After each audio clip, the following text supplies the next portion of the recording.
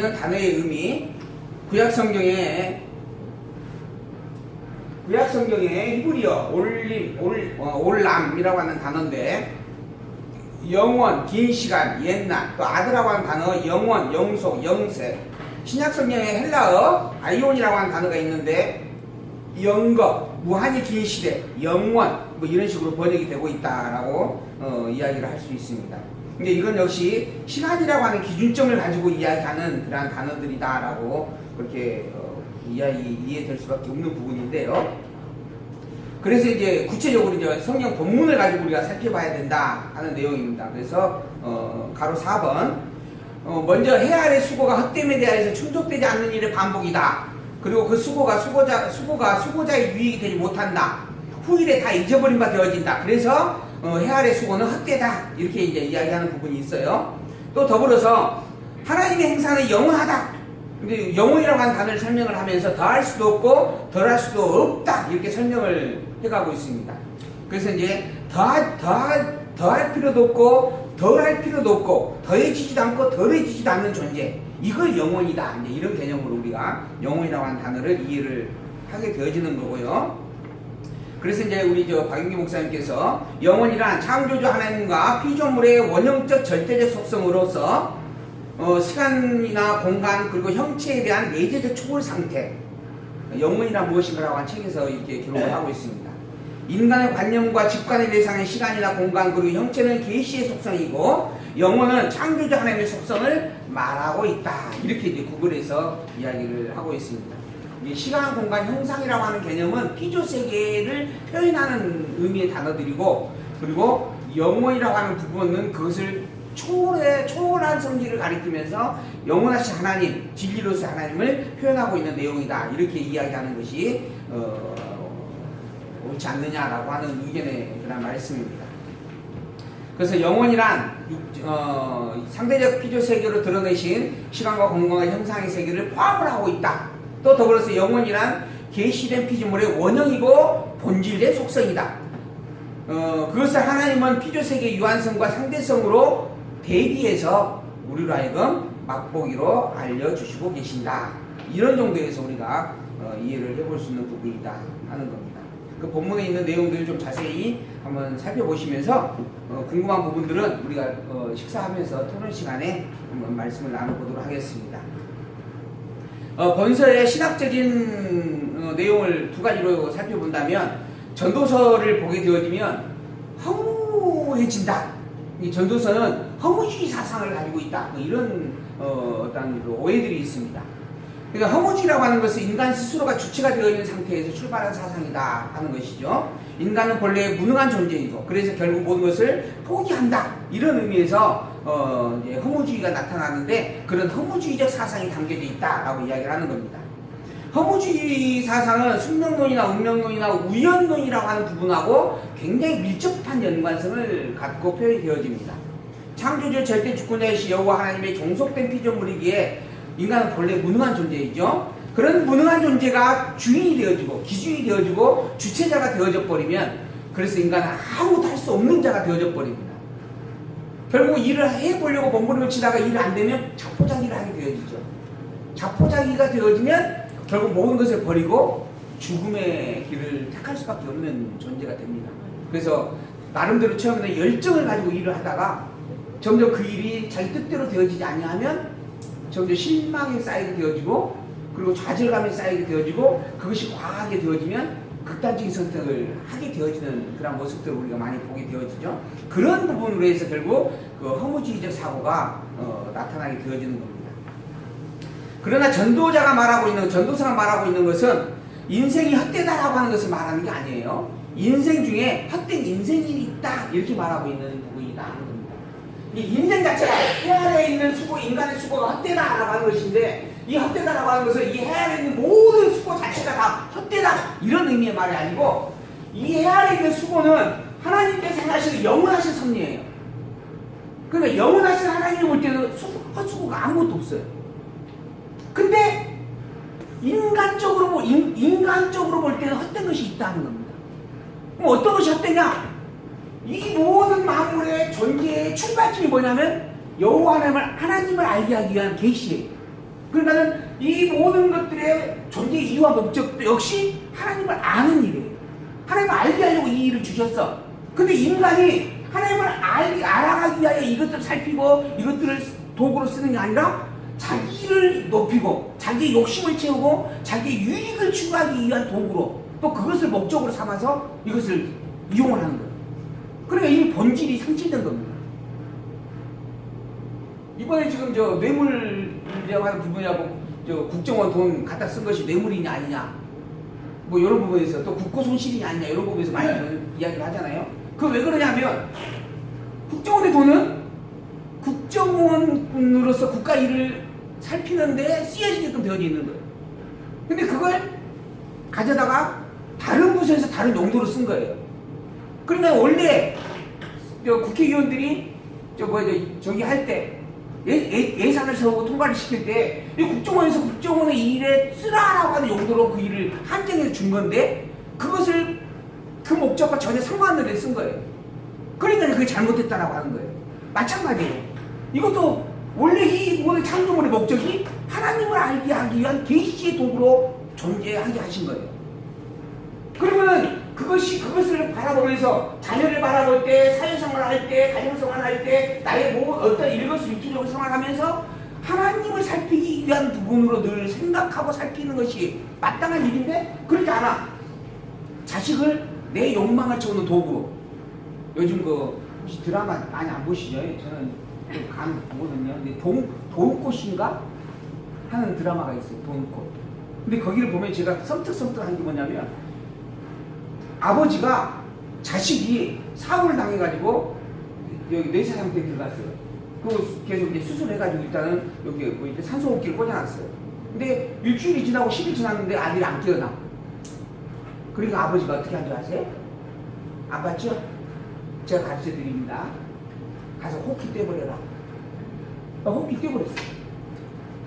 그 아버지가 무슨 회장이에요. 그 큰 그룹의 회장이요. 근데 그 그룹에 이익이 안 된다 해가지고 아들 호흡기를 떼버려요.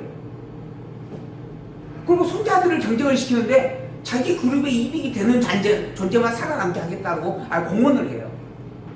그래서 저런 집안에서 내가 태어나지 않는 게 참 봅니다. 돈이 많은 것이 중요한 게 아니고 근데 대신 그 길을 가면 그 어마어마한 재산을 상속을 받게 되어 있어요. 그러더라고요. 자기의 유익의 도구로 쓴 거예요, 자식을. 하나님을 배우는 도구로 살펴야 되는 거예요. 그게 잘못됐다라고 하는 거예요. 이게 본질에서 어그러져 버린 거예요. 그러니까 이 모든 것들이 다 헛된 일이다. 미련하고 어리석은 일이다. 라고 하는 거예요. 그래서 제가 언젠가 그런 이야기를 해가지고 우리 이 권사님하고 한번 이렇게 주고받았던 논쟁을 좀 했던 부분이 있는데 하나님 여호와를 생각하면서 밥을 먹고 세수하고 옷을 입고 목욕하고 이렇게 살아가는 일상적인 삶 그것은 모든 일이 다 의롭다. 이게 로마서에 나온 이야기예요. 로마서. 그런데 하나님을 경외하고 하나님을 의지하는 마음이 아닌 자기의 욕심으로 살아가면 자기 욕심을 위하여서 먹고 육체의 강건함 이렇게 운동 많이 했다고 막 그러잖아요. 자기 몸을 이렇게 만들기 위해서 이러한 부분들의 삶 이거는 죄다. 그때 이제 우리 권사님이 어떻게 머리 감는 것까지 죄나요? 그렇게 이야기를 하시더라고. 근데 그게 보면은 모든 것이 죄다 라고 그러는 거예요. 그래서 이 모든 것에 무엇이 포함되느냐 무엇을 포함되면 안 되느냐 이제 요거 갖고 한번 이야기를 한 적이 있어요. 참 제가 재밌게 살죠. 여러분은 그런 생각 안 해보시죠? 근데 저는 그런 부분들을 참 이렇게 본문을 보면서 이 말이 담고 있는 범위가 뜻이 무엇일까 이런 생각을 참 많이 해봐요. 근데 그렇다고 하는 거예요. 하나님을 경외하는 것 이외에 어떠한 것도 잘못된 것이다. 헛된 것이다. 이게 지금 본문에서 이야기하고 있는 내용입니다. 그래서 전도서가 말하고 있는 것은 인생이 여호와 하나님을 알아가는 그 일을 간직하고 그 일을 바라보고 산다면 참으로 복된 일이지만 그렇지 아니한다면 자기의 욕심과 자기 좋은 대로 자기의 욕망을 추구하면서 살아가는 일에 그 일들을 쓰고 있다고 한다면 그것은 참으로 헛된 것이다. 이걸 말하고 있는 것이지 인생 자체가 헛되다. 이 말을 하는 게 아니야. 인생이 허망하니까 죽어버리는 게 낫다. 이런 말을 하는 게 아니라는 겁니다. 그래서 전도서는 허무주의를 말하고 있는 내용이 전혀 아니다. 허무주의와 아무 상관없다. 두 번째, 예정론의 성질. 예정론이란 절대자의 주권자이신 영원하신 하나님이 피조세계를 창조하기 전에 영원에서 인간의 구원과 멸망의 뜻을 정하셨다라고 하는 것을 이야기하는 주장입니다. 그러니까 창세 전에 하나님께서 인간의 구원과 멸망을 정해 놓으셨다 하는 겁니다. 사실 이 인간이라고 하는 존재는 사실은 존재하지도 않는 상태였어요. 이미 세계가 만들어지기 전이었으니까 인간이라고 하는 존재 자체가 없는 때잖아요. 근데 하나님의 뜻에는, 하나님의 계획에는 인간이라고 하는 존재가 있었고, 그리고 그 존재의 구원과 멸망까지 정해 놓으신 일이에요. 이게 영원 안에서의 섭리였어요. 그리고 난 다음에 인간을 만드셨어요. 그럼 나의 존재는 어디에서 있는가? 나의 존재는 어디에서 시작돼요? 나의 존재는 창조부터 시작이 되죠. 그러나 나의 존재의 본질, 근본은 창세 전부터 계획으로 있는 거예요. 근데 창세 전에 내가 존재했다 이렇게 말하면 이제 선대설이 돼요. 근데 그게 잘못된 거예요. 인간이라고 하는 개념이 아직 정립이 안 된 거예요. 인간이라고 하는 존재는 만들어진 존재예요. 그러나 그 인간의 존재 방식, 구원받을 거냐 멸망받을 거냐라고 하는 것은 이미 창세 전에 있었던 일이에요. 그러니까 구원받을 거냐 멸망받을 거냐라고 하는 하나님의 뜻이 있는 것이지 인간 자체가 창세 전에 있는 게 아니에요. 이 개념 구별이 참 저는 그렇게 어렵지 않던데 참 어려운가 봐요. 그래서 지금도 싸우고 있어요. 선제설이냐 아니냐 해라. 근데 어쨌든 분명한 것은 창세 전에 분명히 작정과 예정이 있어요. 창세는 그리스도 안에서 우리를 예정했다 그래요. 근데 우리라고 하는 존재는 어디부터 존재해요? 창조 이후부터 존재해요. 창세 이전부터 그리스도 안에서 우리라고 하는 단어가 쓰여졌다 해서 우리 곧 내가 창세 전에 존재했다는 말하고는 전혀 다른 내용인 거예요. 근데 이 말이 구별이 잘 안 되나 봐요. 그래서 지금도 좀 혼란한 부분이 있는데 어쨌든 예정론이라는 부분의 의미에서 우리가 조금 더 세밀하게 그런 것을 살펴보았으면 좋겠다. 그 다음에 이제 구체적으로 본문을 이제 살펴보도록 하겠습니다. 본문 1장 1절입니다. 해 아래 인생들의 수고가 다 헛되다. 왜 헛된가? 그것을 직접적으로 이제 본문을 통해서 이제 말씀을 해주고 있어요. 전도서 1장 1절. 다윗의 아들 예루살렘 왕 전도자의 말씀이라. 이 전도서 누가 기록했는가? 다윗의 아들 예루살렘의 왕된 솔로몬이 기록했다. 이게 이야기를 하는 겁니다. 이게 실제 솔로몬의 기록서임을 분명히 밝혀주고 있어요. 그 다음에 전도자가 가로되 헛되고 헛되며 헛되고 헛되니 모든 것이 헛되도다. 해 아래, 사람이 해 아래에서 수고하는 그 모든 수고가 자기에게 무엇이 유익하냐? 한 세대는 가고 한 세대는 오되 땅은 영원히 있다. 아까 제가 설명 얼핏 드렸잖아요. 땅이라고 하는 존재도 물론 유한하지만 그 땅보다도 인간의 수고가 더 헛되다 하는 그런 의미의 내용입니다. 과연 왜 헛되는 것인가? 5절. 해는 떴다가 치며 그 떴던 곳으로 빨리 돌아가고 바람은 남으로 불다가 북으로 돌이키며 이리 돌며 저리 돌아 불던 곳으로 돌아가고 모든 강물은 다 바다로 흐르되 바다를 채우지 못하며 어느 곳으로 흐르든지 그리로 연하여 흐르느니라. 이게 해라고 하는 존재가 떴다가 지고 떴다가 지고 하는 거예요. 그런 존재예요. 더불어서 떴던 곳으로 빨리 돌아가는 존재예요. 그러니까 떴다가 없어지고 져서 사라지고 또 떴다가 져서 사라지고 이렇게 반복되어지는 존재들이다. 또 바람은 남으로도 불다가 북으로 돌아가고 이리저리 불다가 원래 있던 곳으로 돌아가고 강물들은 다 바다를 향해서 가요. 그럼에도 불구하고 바다를 절대 채우지를 못해요. 계속 바다를 채우기 위해서 바다를 향해서 가는 게 강물인데 단 한 번도 바다를 다 채워본 적이 없어요.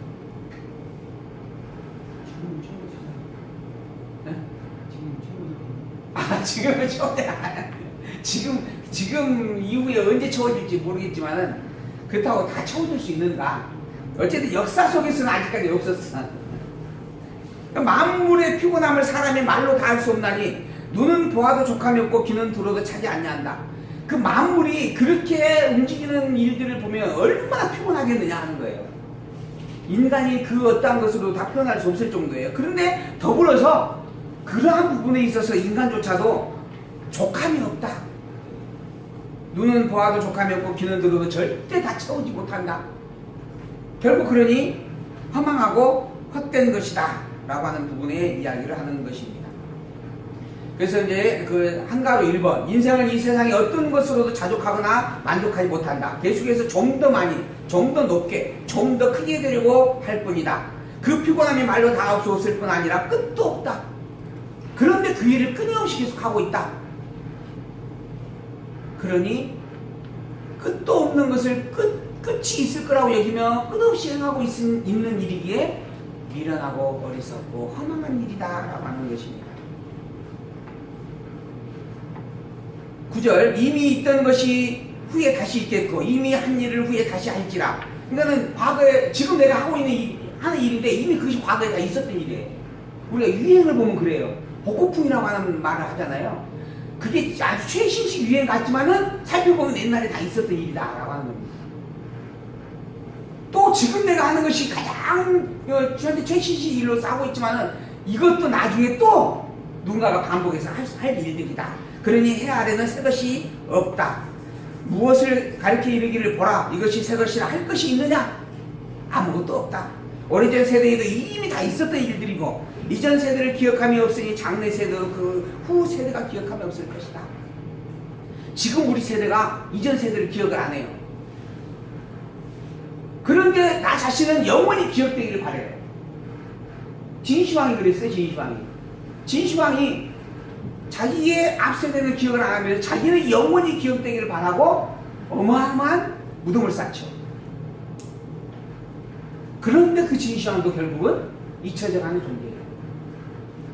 그 후대가 결코 그걸 기억해주지 않는다라고 하는 겁니다. 그러니 인생이라고 하는 것이 참으로 허망하지 않느냐라고 하는 이야기입니다.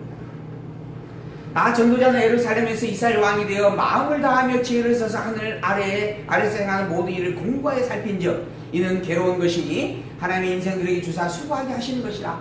이 전도자가 열심히 머리를 구슬려 가지고 깊게 살펴봤어요. 연구를 해봤어요. 대체 이 세상이 왜 존재하고 왜 이런 일들을 하나님께서 주신 것인가. 그렇게 살펴보았더니 모든 만사가 다 괴로운 뿐이었어요. 괴로운 일들이었어요. 그리고 하나님이 인생들에게 그걸 준 일이었어요. 일부러 하나님께서 수고하게 하신 일이었다라고 하는 겁니다. 괴롭게 하려고 그 일을 주셨다 하는 거죠. 내가 행 아래에 있는 모든 일을 본즉 다 헛되이 바람을 잡으려는 것이로다. 구부러진 것을 곧게 할 수 없고 이지러진 것을 셀 수도 없도다. 하나님께서 인간에게 주신 선진들입니다. 이미 다 작정 예정해 놓으시고 그것을 다 드러내 있게 하신 일입니다. 그런데 그 일들이 인간에게는 고난과 고통의 일입니다. 수고할 수밖에 없도록 하나님께서 만들어 놓으신 일들이기 때문에 그런 겁니다. 그러면 왜 수고하게 하신 것인가? 여호와를 알라고 하시는 거예요. 근데 여호와를 알기 위해서 그 수고를 해석하는 게 아니라 야 이거 조금만 노력하면 이거 내가 원하는 목적 이룰 수 있어. 이거 조금만 더 참고 인내하고 애쓰고 노력하고 조금 덜 먹고 열심히 모으면 집한테 살 수 있어. 이런 생각을 하는 거예요. 그게 참 미련하고 어리석은 일이다. 집한테 사는 것도 내 집이 되어지는 것도 하나님께서 창세 전에 정해 놓으신 일일 때 되어지는 것이지 내 노력과 수고로 되는 일이 아니기 때문이다 하는 겁니다.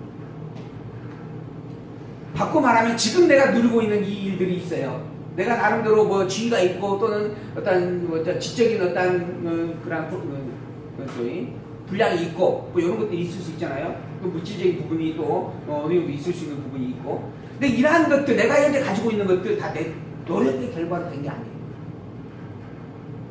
그러면 어떻게 그것이 내 것이 됐을까요? 하나님께서 창세 전에 정해놓으셨고 때를 따라 그것을 나에게 드러내 보여주신 거예요. 나로 하여금 있게 하신 거예요. 우리 집사님들 권사님을 만난 것도 하나님께서 창세 전에 이미 다 정해놓으시고 때를 따라 예쁘게 보여지게 하고 하나님이 그래서 사랑이 막 하게 되어지고, 그래서 만나서 우리 결혼합시다 해가지고 만나서 결혼했고, 만약에 두 분께 결혼하지 않으셨으면 자제분들이 그 자제분들을 잊게 하려고 두 분을 만나서 가정을 꾸리게 하셨다라고 하는 겁니다. 그런 것들이 하나님 지금 우리가 이 성경을 보는 이유가 목적입니다. 내가 무엇 때문에 지금 있게 되어졌는가, 무엇을 위해서 살고 있고 살아가야 되는가, 바로 여호와 하나님, 영원하신 하나님을 찬양하기 위해서 살아가고 있는 거예요. 성경이 가르쳐주는 말씀이 바로 그것이다 하는 겁니다. 16절, 내가 마음 가운데 말하여 이르기를 내가 큰 지혜를 많이 얻었으므로 나보다 먼저 예루살렘에 있는 자보다 낫다 하였나니, 솔로몬만큼 큰 지혜를 가진 자가 없잖아요. 하나님께 지혜를 달라고 구하였고 하나님께 또 지혜를 주셨어. 그래서 그것이 얼마나 크고 놀라웠는지 주변에 있는 많은 사람들이 구경하러 올 정도였어요. 그것도 보따리 싸가지고 보물을. 그렇게 큰 지혜를 자기가 가졌었다 하는 겁니다. 그런데 곧 내 마음이 지혜와 지식을 많이 만나보았으므로다 내가 다시 지혜를 알고자 하며 미친 짓과 미련한 것을 알고자 하여 마음을 썼으나, 그럼에도 불구하고 이 문제가 해결이 안 된 거예요. 왜 인간은 이러한 고통을 이렇게 경험하면서 살고 있는가? 이 문제가 해결이 안 된 거예요. 그래서 더 열심히 연구를 해보았다 하는 겁니다. 그런데 이것도 결국 바람을 잡으려는 것인지를 깨달았다. 그것에 그 문제에 대한 직접적인 답이 없더라는 겁니다. 그 문제는 현상적으로 풀어낼 답이 아니었다 하는 겁니다. 그 답은 무엇인가? 여호와 하나님을 기준에 놓고 보아야만 해결될 답이었다 하는 거죠. 지혜가 많으면 번뇌도 많으니 지식을 더하는 자는 근심을 더하는. 내가 자기가 아무리 똑똑함을 가져보았지만 똑똑하다라고 해서 그게 다가 아니었다 하는 겁니다. 세상의 모든 사람들이 부러워할 정도의 지혜로운 자의 모습을 자기가 가져봤었지만 그것이 결코 정말 참된 진리가 아니었다 하는 겁니다. 인생이 살아가는 진정한 목적도 아니었다 하는 겁니다. 그래서 결국은 솔로몬은 여호와를 알고 여호와를 경외하는 것이 지식의 근본이고 그 거룩하신 자를 아는 것이 명철입니다. 오직 여호와를 경외하는 그 여인이 진정으로 아름답다 라고 결론을 내는 거예요. 근데 이와 똑같은 고민을 했어요. 누가 했냐면 석가모니가 했어요. 왜 인생을 이렇게 고달릴까? 태어날 때도 고통스럽고, 그리고 태어날 때 저는 이제 들은 이야기예요. 엄마가 더 고통스러울까요? 태어난 아이가 더 고통스러울까요? 태어나는 아기는 별로 안 고통스럽겠죠? 그러니까 엄마가 죽을 똥 살 똥 해하고 그냥 낳는 거 아니에요? 근데 실제 의학적으로는 태어난 애가 엄마의 고통보다 훨씬 큰 고통을 느끼며 태어납니다. 엄마가 옛날로 갈 때는, 옛날에는 신 여러 개 벌려놓고 갔다 그랬잖아요. 죽을 각오를 하고 간다 그랬잖아요. 근데 애도 죽을 각오로 나오는 거예요. 그러니까 고통스럽다는 거예요. 그러니까 애들이 귀한 겁니다. 그런 고통을 이겨내고 이 세상에 태어나서 기쁨을 맛보게 해주었습니다. 그렇게 인간은 태어나면서도 고통스럽고 살아가면서도 고통스럽고 늙어가는 것도 고통스럽고 결국 고통의 죽음을 맞이하더라. 대체 왜 그럴까? 솔로몬은 여호와 때문이다. 근데 석가모니는 욕심 때문이다. 그러니까 욕심만 버리면 된다. 근데 욕심이 버려지나요? 욕심은 버려지는 게 아닙니다. 그러니까 결국은 그 일도 허망한 길을 가는 겁니다. 2장 1절, 나는 내 마음에 이르기를 자, 내가 시험적으로 너를 즐겁게 하리니 너는 낙을 누리라. 솔로몬 자기 자신에게 야, 너 한번 기쁘고 즐겁게 한번 놀아봐라. 혹시 이것에서 진정한 기쁨과 행복을 맛볼 수도 있지 않겠냐 했다는 거예요. 그래서 열심히 놀았어요. 죽을 똥 살 똥하고 놀아봤어. 그랬더니 뭐가 나왔어요? 결론은 뭐예요? 본즉 이것도 헛되도다. 내가 웃음을 논하여 이르기를 미친 것이라 하였고 희락을 논하여 이르기를 제가 무엇을 하는가 하였노라. 결국은 쾌락을 찾아서 열심히 살아보았지만 오히려 그것도 미친 짓이더라. 그것도 헛된 것이더라 하는 겁니다. 계속 이런 고민을 하고 있는 거예요, 솔로몬이. 저도 아마 이런 고민 때문에 아마 이렇게 성경을 좀 깊게 보지 않았나. 그리고 제가 그 이야기 혹시 드렸나요? 만약에 내가 교회를 안 나갔으면 아마 나는 절을 갔을 것이다. 혹시 기대하지 않았나요? 재밌는 이야기인데 내가 다음에 또 내 마음의 궁금하기를 내가 계속 고민하는 거예요. 솔로몬도 내가 어떻게 해야 내 마음의 지혜로 다스림을 받으면서 술로 내 욕심을 즐겁게 할까, 또 지혜를 가지고 살면서 또 술의 즐거움을 또 어떻게 하면 누려볼 수 있을까, 또 어떻게 해야 어리석음을 취하여서 천하 인생의 종신도로 생활하면 어떤 것이 쾌락인지 알까, 이렇게 또 고민을 문제 던져보고 직접 또 연구도 하고 고민을 해봤어요.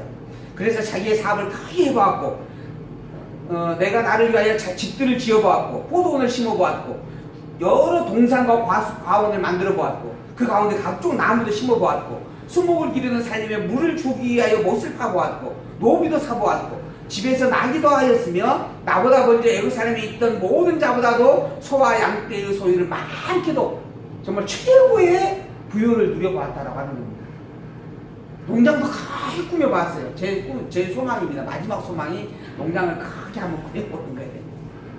근데 그런 꿈을 솔로몬도 해본 거예요. 이게 남자의 로망인가 봐요. 근데 어쨌든 그렇게 해봐서 집도 아주 어린이하게 집도 지어봤어. 그게 충족이 되는가, 만족할 수 있는가. 근데 결국 만족을 했대요, 안 했대요? 안 했대요? 저는 아직 거기까지 안 가봐갖고. 7절 노비도 사보았고, 그 다음에 소와 양떼도 많이 해보았고, 은금과 왕들의 보배와 여러 도의 보배를 쌓고, 또 노래하는 남녀와 인생들이 기뻐하는 처와 첩들도 많이 도봤어. 할 것은, 그냥 원하는 것은 모든 걸 다 해본 거예요. 혹시 이곳에 답이 있을까? 혹시 저곳에 답이 있을까? 내가 이같이 장성하여 나보다 먼저 예루살렘에 있던 모든 자보다 지나고, 내 지혜로 내게 여전하여 무엇이든지 내 눈이 원하는 것을 내가 금하지 아니하며 무엇이든지 내 마음이 즐거워하는 것을 내가 막지 아니하였으니 이는 나의 모든 수고를 내 마음이 기뻐하였습니다. 이것이 나의 모든 수고로 말미암아 얻은 분복들이었다. 열심히 정말 노력해가지고 그 어마어마한 것들 다 어마어마한 그런 권력과 부귀영화를 누려본 거예요. 물론 그것도 기본적으로는 그 아버지 다윗으로부터 많이 물려받았죠. 그러나 그것뿐만 아니라 더 많이 자기도 노력해서 얻어놨다는 거예요. 그렇죠. 40년 동안 왕 생활을 했는데 없었겠어요? 그 몇 년 국회의원 하면서도 뭐 금방 몇 억씩 막 세상 모아지는 것들을 이렇게 보면은. 그래서 요즘 또 재밌는 그 드라마가 하나 있어요. 어떤 그 전직 대통령이 퇴임을 했어요. 근데 천억인가 뭐 천조인가 돈을 떼돌렸어요. 그리고 그 돈을 다 현금 다발을 만들어가지고 숨겨놨어요.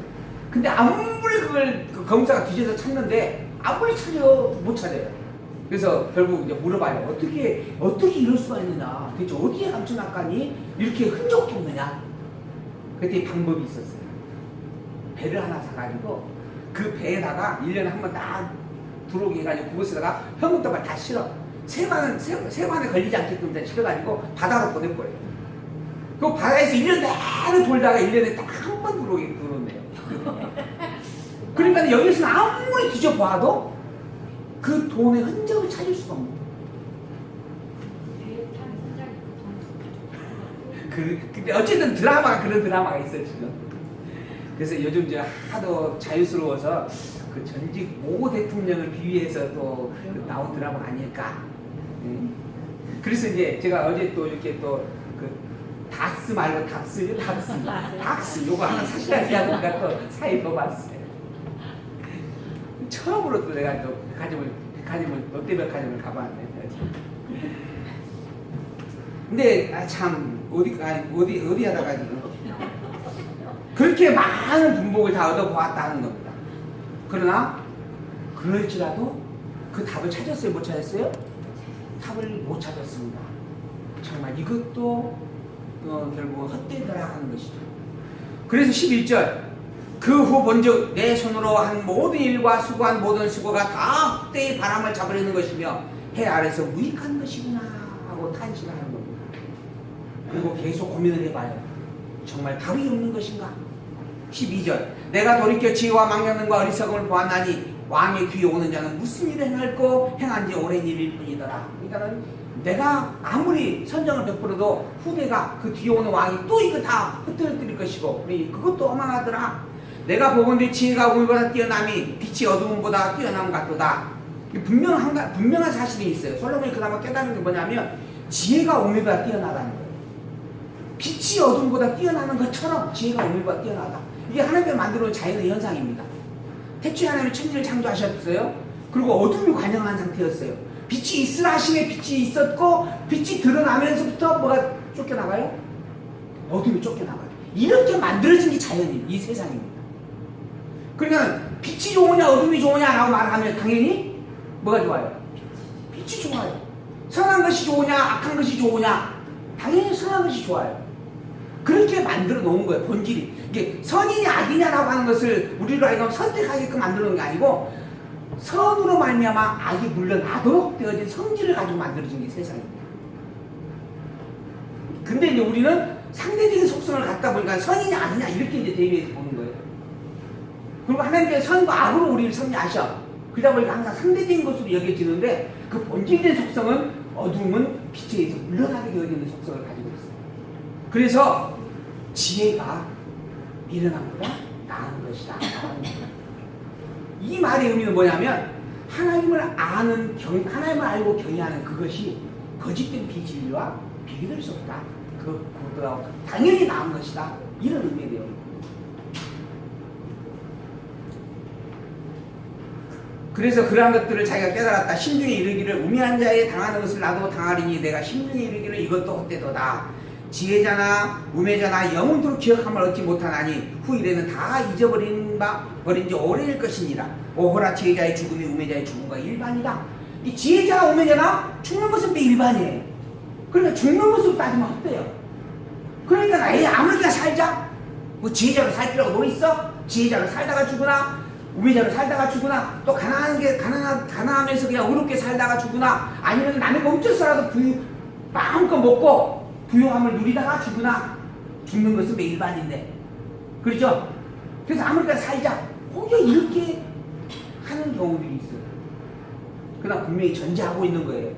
그러한 것들이 동일한 일이지만은 그러나 그 동일한 섭리 속에서도 빛이 어둠보다 앞서더라 하는 거예요. 그러니 아무리까나 살자가 아니라 그런 일반인 섭리 속에서도 빛을 사모하면서 사는 게 우리의 마땅한 본분이다 하는 이야기를 담고 이야기를 하는 것입니다.